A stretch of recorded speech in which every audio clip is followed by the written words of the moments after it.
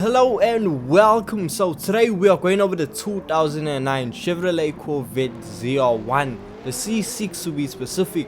Now this is my favorite Corvette. Yes, I'll pick this over the C7, the C8. In my eyes, this is the best Corvette there is, and in fact this is the best Chevrolet in Gran Turismo 7. That's my opinion and I'm gonna stand on it. Now today we are going to talk about why firstly I'm absolutely in love with this vehicle, and secondly this vehicle's engine swap. Yes, this car can now be engine swap and we're going to see if it makes it a lot better. I don't know how that's possible, or just absolutely ruins the performance. So if you guys do want to enjoy this video, don't forget leave a like and subscribe for more Gran Turismo 7 content. Now the Chevrolet Corvette ZR1, this vehicle, fully upgraded, produces 946 brake horsepower and comes in at a weight of 1115 kgs. And when I tell you, this vehicle performs unlike any American car I've felt before. Now when it comes to American sports cars, even Corvettes for example, I don't know what it is, but when it comes to actually pushing the vehicles to the limits, well, they often they're too wild to really control. Like, you spend so much time to actually just keep them in line, it slows you down from actually setting fast lap times. Now that's just not the case with this Corvette. Around Kyoto driving park, it's absolutely nutsy. You're gonna find yourself traveling well over 300 kilometers per hour before you need to slam on the brakes and make it around the first turn. And that's the thing, with the racing slotted disc applied, this vehicle slam on the brake and stops insanely quick. Its responsiveness is honestly just so absurd, and to be honest with you, it's just such a good vehicle. Even with the way you're able to just carry it through corners, with the vehicle weighing under 1200 kgs, the vehicle is lightweight, and that means you're able to just really push it through the corners. Now with the downforce of the vehicle, it really makes a massive difference. This car, you can just go through as many corners as possible almost flat out. Now yes, you do get the sense of, okay, we are still in a rear wheel drive sports car, because occasionally that rear end will want to step out.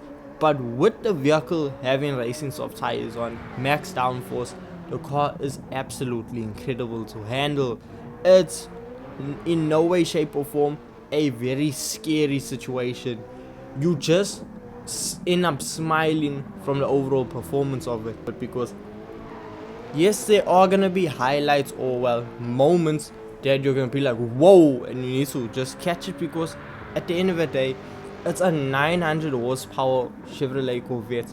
It's gonna step out, but it just happens every now and then. It's not a consistent thing. That's why through the S's around Kyoto driving park, I'm able to really push it, traveling at around roughly 240, almost 250 kilometers per hour through those corners. That is fast to be going through some turns.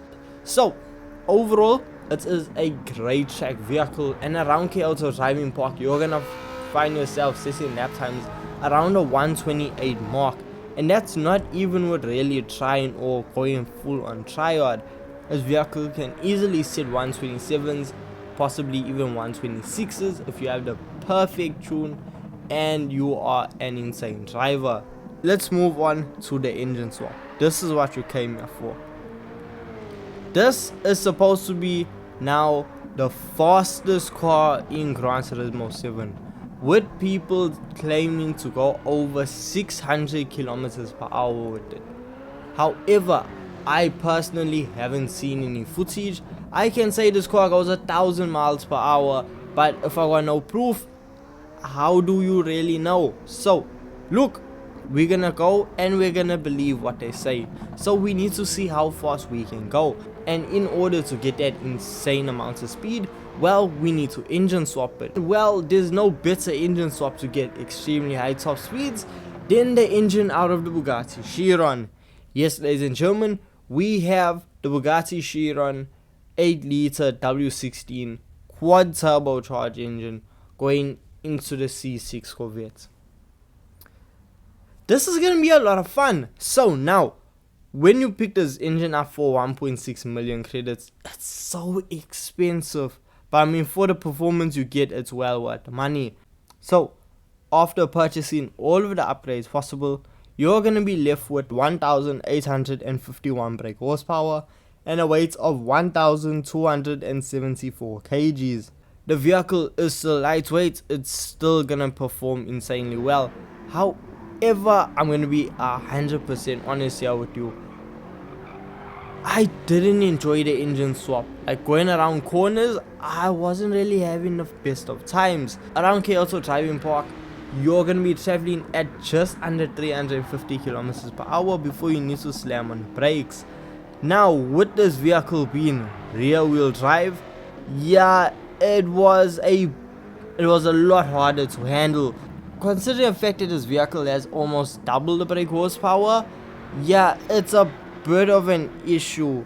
Yes, with the vehicle only having 950, I said there were moments where the car would step out, where it would show its flames, it would show its horns to say, you know what, don't mess with me, I can put you in a wall. However, that little bit of a highlight that every now and then becomes a lot more often with us almost doubling the horsepower. Even with the Corvette spinning up its wheels a lot more, you still go insanely fast. The fact that we're doing almost 350 kilometers per hour, you're gonna set a fast lap. Even if you're lighting up the tires throughout all of the corners, you're still gonna be going so fast on the straightaways that you're gonna make up time for it. Now, the brakes, I will admit, they are still good, but they need to be better when it comes to this level of power, because the thing is, with us having so much more power, it means we're going so much more faster, which means the brakes also need to be slightly better. So adjust your mindset to be like, okay, we need to start braking a lot earlier, and that is exactly what you have to do if you want to make it around the corner, because if you don't, well, you're gonna end up straight into a wall.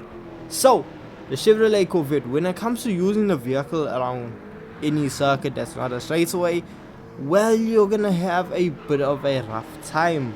But around Kyoto Driving Park, even with it being insanely just chaotic at the best of times, that we're gonna see that we set lap times around the 1 minute 29 second mark.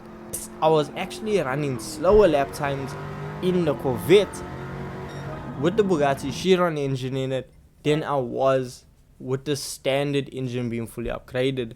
I know with double the horsepower doesn't mean that you're going to be going that much faster. As you can see, I actually went a bit slower. So now, the main reason we came for the video, top speed. I was able to reach a top speed of 524 kilometers per hour without any real effort, without even really trying, without going downhill, just on a flat piece of ground. This car is insanely powerful.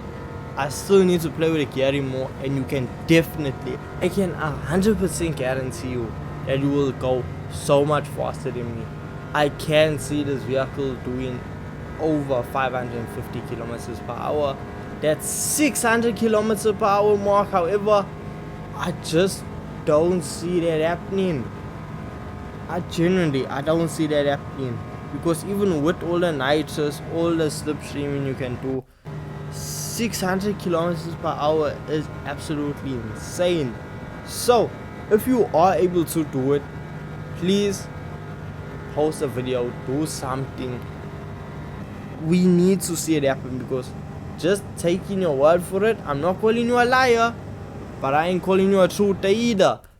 With this being said, if you're looking for a straight line, a top speed racer, well, this is your go-to option. However, if you are planning on taking it around corners, well, you're gonna need to heavily detune it to actually get the vehicle and find a perfect level where this vehicle is not gonna put you into a wall, or it's just easier to drive. So with all of this being said, if you guys do want to enjoy this video, don't forget, leave a like and subscribe for more Gran Turismo content, and I'll see you in the next one.